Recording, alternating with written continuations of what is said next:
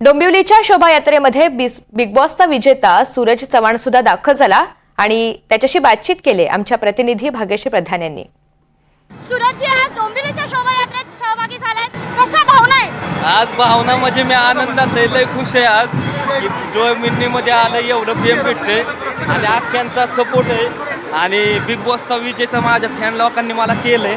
आता झापूक झुपूक पिक्चर माझं 25 एप्रिलला येतोय, तर अख्खी माझी फॅन मला माहिती आहे थिएटरमध्ये जाणं झापूक झुपूक डायल करूनच बाहेर येणार।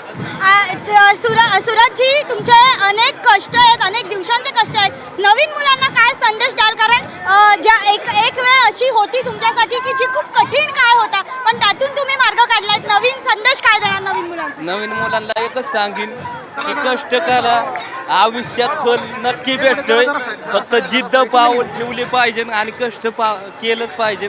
हक्क देव यश देतो आणि आपण फक्त कष्ट पाऊल केलं ना, हक्क जिंकू शकतोय असं। सूरज जी, एकदा झापूक झुपूक करून दाखवा आम्हाला।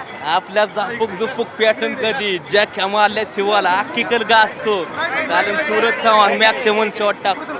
नक्कीच, तर आपण बघतोय की सूरज चव्हाण आपल्या बरोबर होते। झापूक झुपूक हा चित्रपट त्यांचा प्रदर्शित होणार आहे आणि त्यामुळे ते आज सहभागी झालेले आहेत। गुढीपाडव्याचा हा शोभायात्रा आहे, उत्सव जो आहे तो रंगात आलेला पाहायला मिळतोय। मात्र अनेक कलाकारांनी डोंबिवलीच्या या शोभायात्रेत दरवर्षीप्रमाणे हजेरी लावलेली पाहायला मिळते। त्याच पद्धतीने सूरज चव्हाण देखील या शोभायात्रेमध्ये सहभागी झाले। व्हिडिओ जर्नलिस्ट प्रतीक जाधव सह मी भाग्यश्री प्रधान आचार्य, NDTV मराठी, डोंबिवली।